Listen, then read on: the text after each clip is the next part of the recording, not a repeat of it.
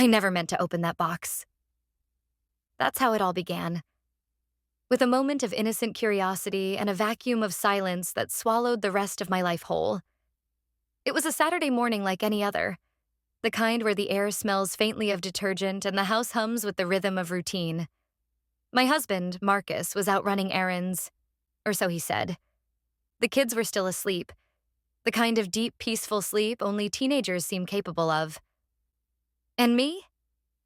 I was in the bedroom, folding laundry, humming to the old gospel radio that always played too softly to fill the emptiness of our home. It started simple. I wanted to clean. That's all. But sometimes when you clean, you find things that were never meant to be found.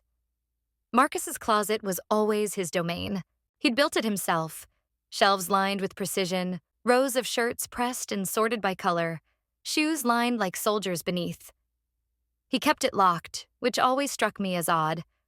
A little silver lock on a simple wooden door. But that morning, the key was right there on the dresser, as if the universe had decided I was ready to see something. And when I turned that key, when I opened that door, my life began to split in two, before and after. The air smelled faintly of cedar and cologne. There was nothing unusual at first, just his usual order. But behind a row of winter coats I hadn't seen him wear in years, I noticed a black box. Not large, not hidden very well, just placed there, square, sturdy, and out of place among the fabric. When I pulled it out, it was heavier than it looked. My hands trembled, but not from fear. From that strange instinct a woman gets when her spirit already knows something her mind doesn't. I remember thinking, maybe it's old tools, or keepsakes, or papers from work.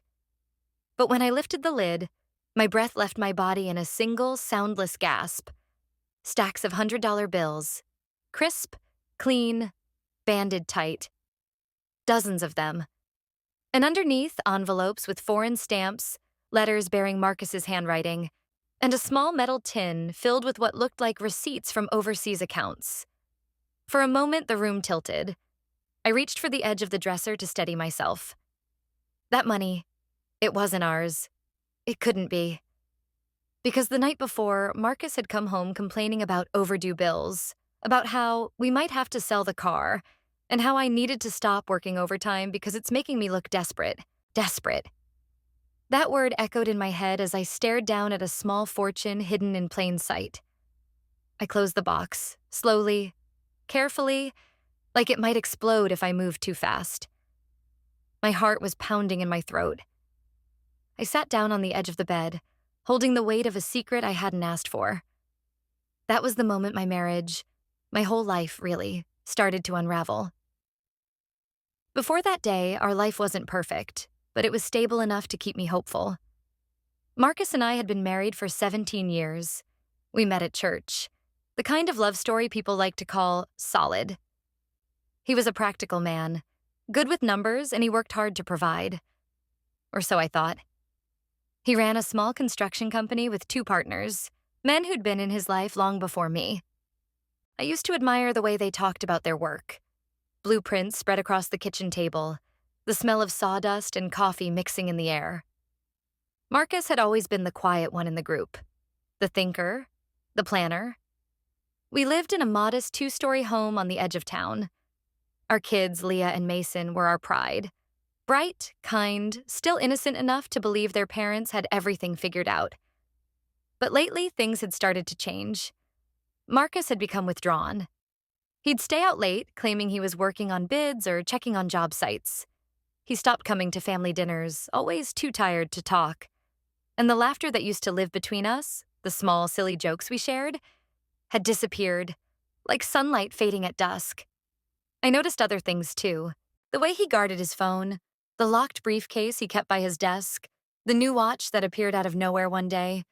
Too expensive for a man who said he was tight on funds. I asked once, gently, if everything was okay. He smiled. That patient kind of smile men wear when they think you're being silly. "You worry too much, Denise," he said. "You always have." He kissed my forehead and walked away. But worry isn't a weakness. It's intuition trying to keep you safe. And now, looking back, I realize every quiet night, every empty excuse was another crack forming beneath the surface of our home. That morning, as I sat staring at the black box, my first instinct wasn't anger. It was confusion, a deep aching kind that made my hands go cold. I wanted to believe there was an explanation. Maybe he'd been saving for something, a surprise, a business deal, something good. But deep down, I already knew that wasn't true. Because good men don't hide blessings in closets. They share them with the people they love. I waited until Marcus got home that evening. He came in whistling, a habit he had when he was trying to appear relaxed. I watched him from the kitchen, my heart caught somewhere between love and fear. "Hey, babe," he said, dropping his keys on the counter. "What's for dinner?" "Leftover roast," I replied softly. He kissed me on the cheek and reached for a beer. Everything about him was so normal, so practiced, it almost made me doubt what I'd seen. Almost. We sat in silence through most of dinner, the clink of silverware filling the spaces our words used to live in.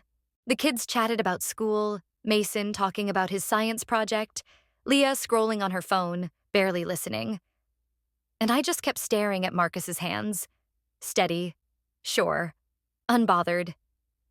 Hands that had built our home, cradled our children, held me through sickness and sorrow. Hands that had also locked away a secret that could destroy us. I didn't say anything that night. I couldn't. But the seed had been planted. And I knew it was only a matter of time before the truth broke through the surface. That night, as I lay awake beside him, listening to his even breathing, I realized I was sharing a bed with a stranger. And the worst part? He didn't even know I'd opened the door to his hidden world. Not yet. The days that followed were quiet. Almost too quiet. I went through the motions of life like a ghost, making breakfasts, driving the kids to school, logging endless hours at the office. Every time Marcus mentioned bills or our tight financial situation, I felt the weight of that hidden money pressing against my chest. I tried to convince myself I was imagining things. Maybe I'd miscounted, misremembered. But the memory of that black box was seared into my mind. The smell of the cedar closet, the crisp feel of $100 bills, the faint ink scent from those letters. It was a secret I couldn't unsee, even if I wanted to.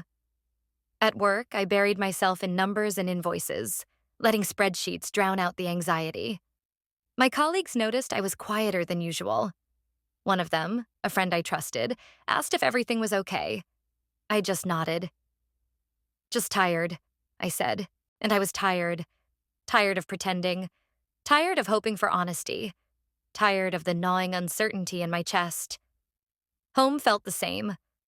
Marcus kept up his routine, his calm, his smile that seemed to say, "Everything is fine. Nothing to see here." But little things began to slip. Tiny inconsistencies, whispers of a double life. It started with the phone. He would leave it on the counter, face down, while stepping out of the room, always insisting he had to take a call in the car. Once I caught a glimpse of a message from someone I didn't know. Short, clipped, urgent, all in business jargon I didn't understand. When I asked about it later, he just laughed it off. "Just work stuff," he said. "Nothing to worry about." Then there were the late nights. He said he was meeting clients, reviewing contracts, traveling to sites. But sometimes I would hear the faint hiss of the car starting at hours when no reasonable business meeting would take place. I began to notice the receipts. Small, inexplicable charges, envelopes tucked into files, letters addressed to foreign banks. I didn't confront him immediately. That wasn't my way. I watched. I waited. I gathered fragments of a puzzle I wasn't ready to face. One evening, I found the first real clue that made my heart stop. I had gone to his office, supposedly to bring him some paperwork, and noticed his briefcase was left slightly ajar. Curious, I peeked inside. There, folded neatly among folders and invoices, was a stack of bills far beyond our means. Not the same as the black box. Smaller, but still significant. I froze. My hands shook. My chest tightened. A note fell out as I touched the papers. It was short, typed, addressed to someone I didn't know. Transfer completed. Disperse funds to the Cayman account as discussed. I sank into the chair, my mind spinning. Cayman account. Disperse funds. Hidden money. The puzzle pieces clicked into place with terrifying clarity. That night, I couldn't sleep. I lay beside him, pretending to be calm while my mind raced through every conversation, every excuse, every reassuring word he'd ever said about finances. It all felt like lies now. Carefully crafted, small, believable lies. I didn't say anything to the kids. How could I? They were innocent, unaware of the shadows creeping into their father's life. My role was clear. Protect them. But protect them from what? The truth? Or the fallout that truth would bring? The following week, small details continued to accumulate. Marcus came home with a new briefcase, larger this time, leather polished and expensive. He laughed when I asked about it. Got it for work. You know me, always chasing a good deal. His laughter felt forced, brittle. I didn't respond. Then there were the weekends he worked from the office. Once, I followed him discreetly, not to catch him doing something wrong, I told myself, but to understand. The office was empty, the lights dim, but papers and envelopes lay scattered on his desk like footprints in the sand, waiting for someone to trace them. And there it was again. Mentions of accounts, transfers, contracts signed in names I'd never heard. I began keeping a journal, discreet notes of everything I observed. Dates, receipts, letters, conversations. I had no plan yet, no clear path forward. But writing it down made the madness feel more real. I confronted him once about the inconsistency in the bills. Marcus, I said gently, I don't understand. How are we struggling if we have money for all this? He looked at me, tired and patient. Denise, you worry too much. You always have. That's why you work overtime. We're fine, really. Stop reading too much into things. I wanted to believe him. I wanted to trust him. But that black box and the hundreds of envelopes and receipts I'd glimpsed told me something else entirely. The tipping point came one rainy Thursday. I had gone to organize some files in his home office, something I did often because he would forget things. And there it was again. A small envelope, partially hidden behind binders. Inside, there were letters from clients I'd never met, signed contracts with numbers that made my stomach drop, and a slip of paper with figures totaling over $200,000. The realization hit me like a hammer. He had been hiding it all along. The money he claimed we didn't have. The emergency funds he said we needed to scrape by. The promises that our bills were tight, our savings empty. All of it. A lie. I closed my eyes and felt my heart break slowly. Not just for the money, for the trust, for the life I thought we shared, for the betrayal hidden in plain sight for years. I knew then that I could no longer ignore it. I didn't know what to do next. Confront him? Go to the authorities? Protect the kids first? Or do nothing and pretend I hadn't found anything? Every option felt like a gamble. But one thing was clear. My life would never be the same. And as I sat there, listening to the rain patter against the window, I realized that some secrets aren't just hidden. They're alive, waiting for someone to uncover them, and I had just done that. I still remember the exact moment I realized that this wasn't just money hidden in a closet. This was a lie. A betrayal so deep that it felt like a hand had reached into my chest and squeezed. It was the following Saturday. The kids were at a friend's house, and Marcus had gone out early. He said he had a meeting. I decided almost unconsciously to check the closet again.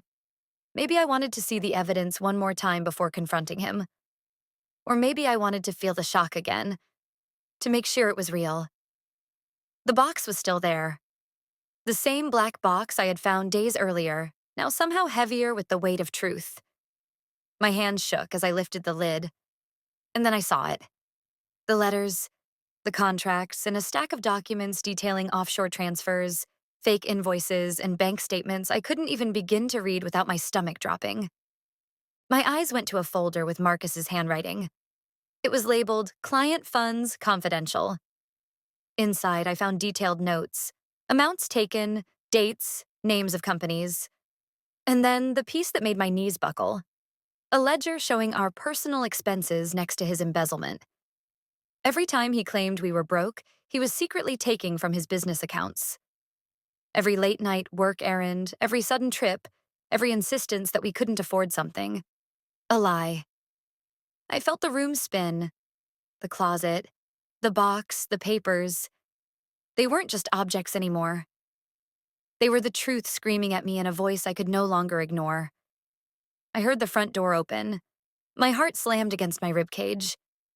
Marcus had come home early. I didn't have time to hide the evidence, and I didn't want to. Denise? His voice was calm, unsuspecting. What are you doing in here? I turned slowly, clutching the folder like a lifeline. Marcus, what is all this? My voice was steadier than I felt, but my hands shook. He froze. The easy mask he always wore faltered for a moment, just long enough for me to see the guilt flash in his eyes. That... He started, but stopped. He ran a hand through his hair, exhaling like he needed time to think. I can explain. Explain? I echoed, disbelief dripping from every word. Explain that you've been lying to me? That every argument about money, every late-night excuse, every tight budget, it was all a lie? He stepped closer, trying to reach for me. Denise, please, it's not what you think. I pulled back instinctively. Then tell me what I think. Tell me why there's $200,000 in cash hidden in our home, and all these documents showing you've been taking from your clients? From your own business? His shoulders slumped. For the first time in our marriage, Marcus looked small. Human. Vulnerable. Guilty. It's complicated, he whispered. I thought I was helping us. I thought I could fix things before it got out of hand. I didn't want to worry you. Help us? My voice cracked. You call stealing from your clients helping us? Hiding hundreds of thousands from your family helping us? He shook his head, unable to meet my eyes. I know I messed up. I was going to pay it back. I just needed time. Time? I laughed, bitter. Time you had for secrets but not for your wife and kids? Time you had for embezzlement but not for the people you promised to love and protect? I could feel the tears coming, but I held them back. My voice needed to be calm, deliberate, controlled. Because underneath the rage, I was thinking about the kids, about what this meant for them. You're lying, I said finally. And I can't just pretend this never happened. I don't know how to process this, Marcus. I trusted you. I worked overtime to keep us afloat while you were hiding this betrayal right under my nose. He didn't say anything. He just looked at me, the weight of his actions finally settling around both of us. For hours, we didn't speak. I sat on the edge of the bed, the folder of documents in my lap. He sat on the chair across from me, silent, defeated. Every so often, the kids would pass the door, laughing, oblivious, and I felt my chest tighten. Protecting them now wasn't about hiding the truth. It was about choosing how and when to reveal it, if at all. By the time night fell, I made my decision. I couldn't ignore this. I couldn't shield him from the consequences. But I had to protect our children.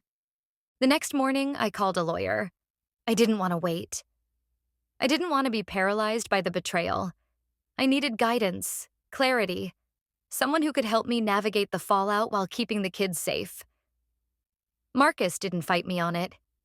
Maybe he knew, deep down, that the walls of lies had finally crumbled. Or maybe he was just too tired to argue. Over the next few days, I combed through every document, every letter, every shred of evidence. I took photos, made copies, cataloged everything meticulously. The anger simmered beneath the surface, but I couldn't let it consume me. Not yet. I had a plan, however imperfect it might be.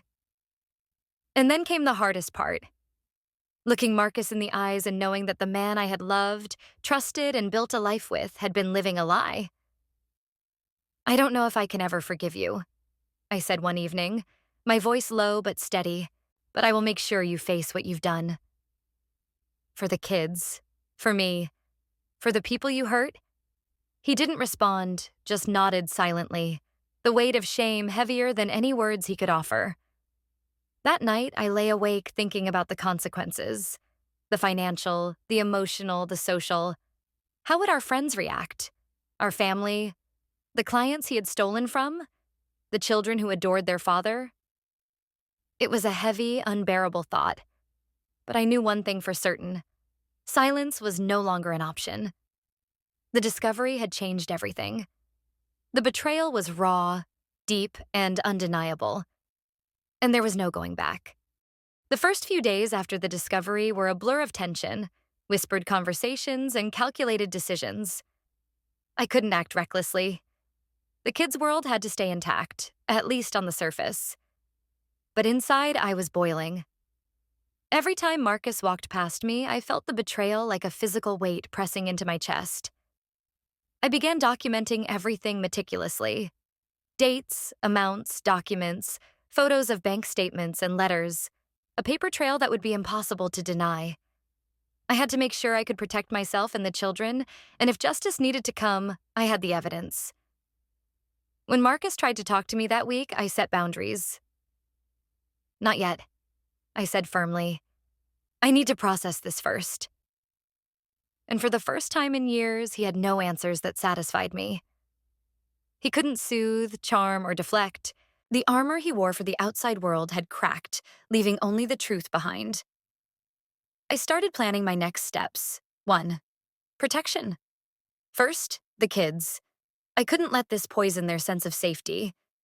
I moved their school schedules around subtly, spoke to teachers I trusted about any unusual behavior I might need to monitor, and made sure that Marcus wasn't alone with them during emotionally charged moments. 2. Evidence preservation.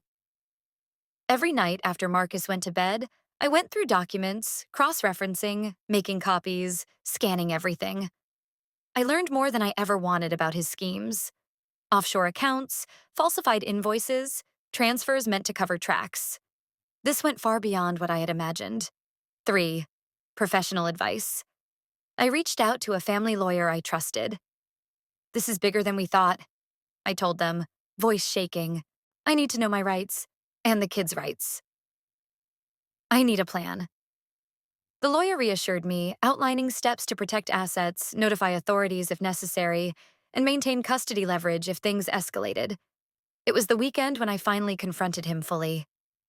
The kids were away with their grandparents, giving us the space for the conversation we had both been avoiding. I pulled out the folder, the documents, the contracts, the letters, and spread them across the dining table. He looked at the spread, and finally, for the first time, the words left him speechless. "Do you see what you've done?" I asked, my voice measured but cold. "This isn't just about us being tight on money. This is about trust, about integrity, about the family we promised to protect." He swallowed hard.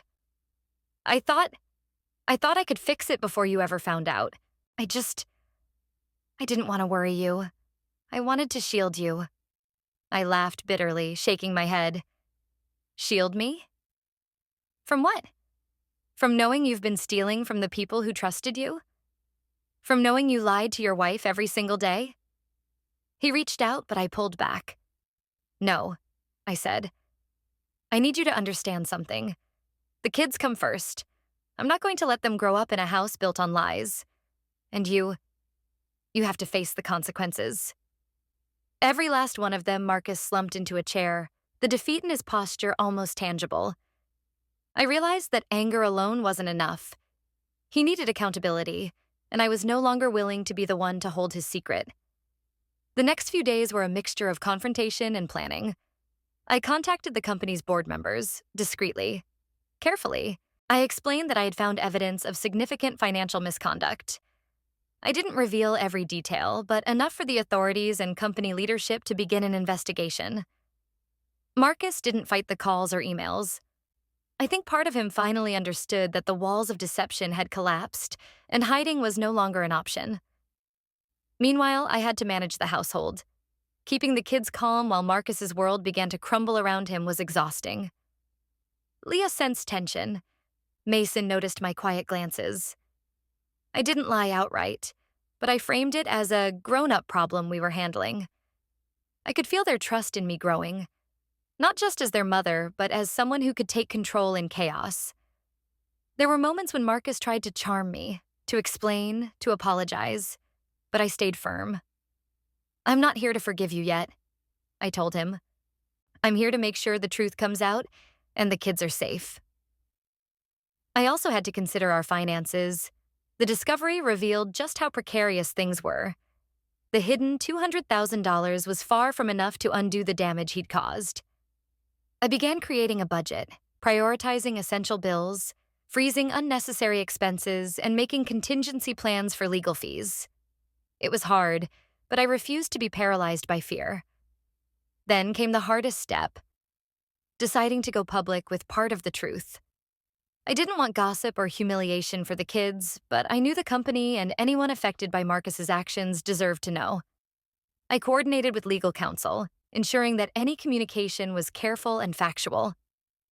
I reached out to the clients directly impacted, providing evidence and reassurance that steps were being taken.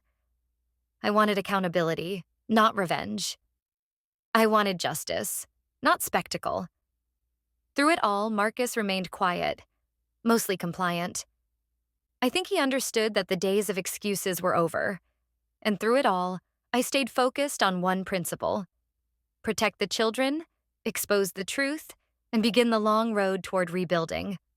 By the end of the week, the office investigation had officially begun. Marcus was asked to step back from operations, and I ensured that I had secured our household finances separately from his access. It was painful. A daily reminder that the man I loved had betrayed every expectation I'd held for our marriage. But there was also a strange sense of relief. The truth was out. The lies were no longer secret shadows lurking in closets. And for the first time in weeks, I could breathe a little easier, knowing that the chaos was being managed, that steps were being taken to protect my family. It didn't take long for the truth to ripple outward, though I had hoped the damage could be contained. News travels fast in small communities, and even faster when money and betrayal are involved. The company, the clients, friends, and eventually family all learned. Some through official channels, others through whispered rumors.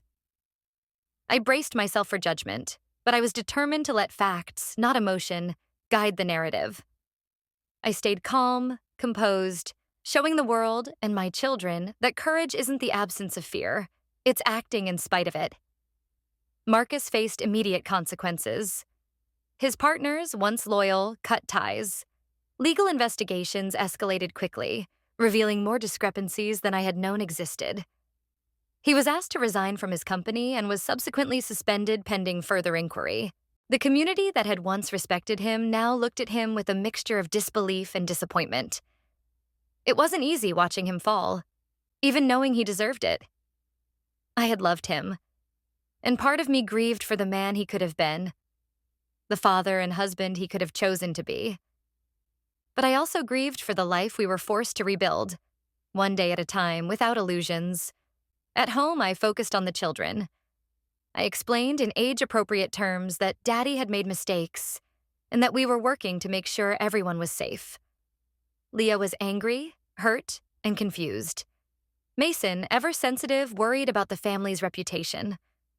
I hugged them tightly, reassuring them that mistakes of adults don't define their world. I also began to rebuild our social and professional support network. Friends who stayed were invaluable, offering meals, advice, or just quiet company when the house felt too heavy with tension. Some left, unable to reconcile their view of Marcus with the truth. I let them go, recognizing that loyalty should never come at the cost of my children's security or my own well-being. One day, I had to face Marcus directly. We were in the living room, the sun spilling across the floor in a warm but unforgiving light. "Marcus," I began, keeping my voice calm, "what you did, it wasn't just about money. It was about trust, about promises, about the life you were supposed to share with your family. Do you understand the weight of that? He lowered his gaze, voice barely above a whisper. I do. I I can't undo it. I know that now. No, I said softly. You can't undo it. But you can take responsibility. That's the only thing left for you to do, and I'm going to make sure you do. His silence was agreement enough. He had lost the ability to control the narrative, to charm or deceive. Every misstep, every lie had caught up with him. I also began preparing our family for public scrutiny. Social media buzzed, neighbors whispered, and coworkers speculated. I didn't try to fight it. I let the truth speak for itself. I maintained dignity, focusing on clarity and honesty in every conversation. My goal wasn't revenge. It was protection, justice, and emotional safety for the children. Over time, the community began to shift its focus. It wasn't about Marcus anymore. It was about recovery, about learning, about how one woman navigated a storm of betrayal to protect her family. I became the anchor, not just for my children, but for myself. Meanwhile, Marcus's legal situation developed rapidly. There were meetings with lawyers, audits, and uncomfortable confrontations. I attended some sessions, observing silently, taking notes, ensuring our family's interests were protected. I saw the disappointment in his colleagues' eyes, the whispered admonishments from friends, and even the quiet shame in his own expression. Through it all, I stayed grounded. I learned that public consequence isn't about humiliation. It's about accountability. And that was precisely what Marcus needed to face. The hardest part was seeing the ripple effect on people who had unknowingly been caught in his schemes. Clients who trusted him, employees who depended on him, even friends who had believed in our family. I spent hours on the phone, clarifying, explaining, apologizing on behalf of the household I was trying to save.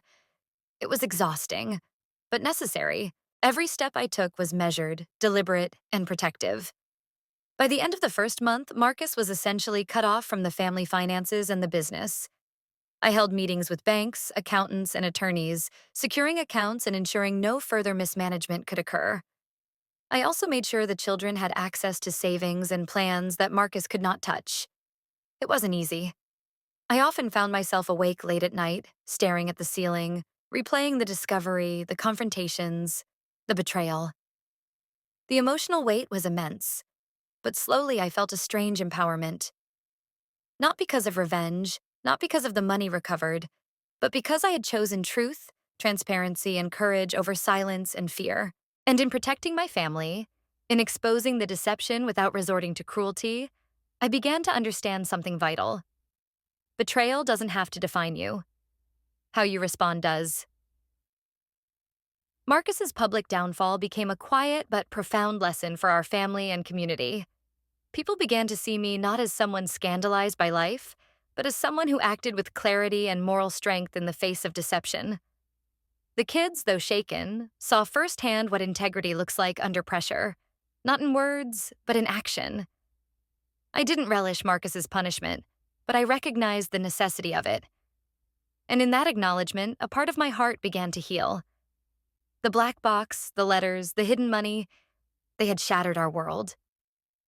But in the aftermath, I discovered resilience I didn't know I had. Months passed, and the initial storm of betrayal slowly began to settle. The black box, once a symbol of deception, became a reminder of survival, of the strength I had found when my world fractured. At home, life gradually returned to a quieter rhythm. Leah and Mason sensed the tension easing, though they still asked questions, sometimes softly at night. Mom, will Dad be okay? Are we safe? I answered with honesty, tempered by reassurance. We are safe. We're together, and we'll get through this. I focused on rebuilding what could be rebuilt. Financially, I created a strict budget, slowly paying down debts and stabilizing our household. Every decision was deliberate. No impulse, no risk, no hidden surprises. I learned to enjoy small victories, balancing a month's bills, seeing Leah's grades improve, hearing Mason laugh without fear. Emotionally, I began therapy. The betrayal had left deep scars, anger, grief, and fear intertwined, and I needed a safe space to process it. Slowly, I learned to release the weight I had carried alone for so long. I discovered that healing isn't about forgetting the hurt. It's about learning to carry it without letting it define you. Marcus remained in the picture, but only as a parent accountable to the law and to the truth. Our interactions were carefully mediated through lawyers and structured agreements. I learned to separate the man he was from the man I had loved. That distinction, though painful, was necessary for my peace of mind and the children's stability. I also began to lean on community in ways I hadn't before. Friends who had stayed proved invaluable, helping with errands, offering emotional support, and simply listening. Some became like surrogate family, a reminder that trust and kindness still existed in a world that had momentarily felt shattered. There were days when the old fear would creep back, nights when I would awake, heart pounding, wondering if the world would ever feel normal again. But each morning brought clarity. We were surviving. We were thriving.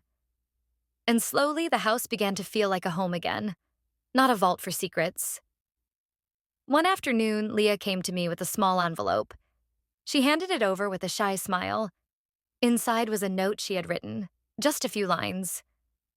"Mom, thank you for being strong. I know things are hard, but I feel safe with you. Love, Leah," I cried quietly, holding her close. It was a reminder that in protecting my children, I had also safeguarded their faith in love, trust, and resilience. Rebuilding financially and emotionally required deliberate steps, but I also learned to embrace new beginnings. I started a small consulting service on the side, helping families and small businesses with financial planning and accountability. Sharing lessons learned the hard way. Each client became a reflection of my own journey. Careful, intentional, grounded in integrity. Through it all, I carried the lesson of the black box with me. Secrets, I realized, have power only when they remain hidden. Truth, even when painful, has a freedom all its own. I also forgave myself. I had not caused Marcus's betrayal. I had not failed. I had survived, and that was enough. I learned that survival is not passive. It is active, deliberate, and courageous. Sometimes I would sit by the window in the early morning, coffee in hand, listening to the soft hum of the neighborhood waking up, the smell of fresh bread from the corner bakery, the faint chirping of birds, the distant laughter of children on their way to school. All reminders that life, even after trauma, carries beauty and hope. And I would remember that moment in the closet when a simple cleaning task uncovered a life-altering secret. It was painful, yes, but it was also the catalyst that allowed me to claim strength I didn't know I possessed. The children grew stronger, too. Leah found her voice, speaking up in school, expressing her creativity, and reclaiming her confidence. Mason, once shy and tentative, became more assertive, learning the importance of honesty and integrity firsthand. I watched them and felt pride, knowing that despite the betrayal around us, they had retained their innocence, their hope, and their trust in what is good. I also discovered new passions: writing, mentoring, and volunteering. Helping others navigate difficult situations reminded me that resilience is contagious. By facing betrayal with honesty and courage, I became a model not just for my children, but for myself and for anyone watching our story unfold. Marcus's presence in our lives remained minimal, defined by rules and boundaries. I never sought revenge. I sought justice and clarity. And in doing so, I reclaimed control over my family, my finances, and my future. Healing, I realized, is not linear. Some days are smooth, some rough. But the key is moving forward, step by deliberate step. The black box may have been the spark, but the work of rebuilding, emotionally, financially, spiritually, was entirely mine. As I tucked the kids into bed one night, I kissed their foreheads and whispered a prayer for guidance, strength, and protection. They slept peacefully, unaware of the storm that had passed, and I allowed myself a quiet smile. Because for the first time in months, I felt the gentle, sustaining truth. We had survived. We had endured, and we were finally beginning to heal. Sometimes I still think about that black box, not with anger anymore, but with clarity. It was a turning point. The moment my world split into before and after, it revealed the truth I couldn't unsee, and it forced me to make choices I never imagined I'd have to make. Betrayal is a strange thing. It cuts deep, shakes your sense of safety, and tests every bond you thought unbreakable. But I learned something vital through it all. The way we respond, the courage we muster, the care we take to protect those we love, defines us far more than the betrayal itself. I can't undo what Marcus did. I can't erase the lies, the stolen money, or the sleepless nights. But I can choose integrity over silence, courage over fear, and love over despair. Life is messy. People are flawed, and sometimes the ones we trust most will fail us. But even in the darkest moments, there is a path forward, a way to protect, rebuild, and reclaim what truly matters: family, trust, and your own peace of mind. I share this story not for pity or scandal, but because I hope it reaches someone sitting quietly with a secret they've just discovered, someone wrestling with betrayal, doubt, or fear. There is a way through it. There is a light at the end of that tunnel. You don't have to face it alone. And sometimes the hardest decisions are the ones that lead to the most profound healing. So I ask you gently, if you found yourself in a place where trust had been broken, where lies and secrets threatened everything you held dear, what would you do? Would you stay silent or would you choose courage? Would you protect yourself and your children or turn away in despair? Share your thoughts in the comments. Your story might inspire someone else to find strength in theirs. And if you found this story meaningful, please consider subscribing so that we can continue sharing real stories, lessons, and moments of courage that remind us what it means to persevere, even when life doesn't go as planned. Because no matter the betrayal, no matter the heartbreak, there is always a path to healing, and always a way to reclaim your life with grace.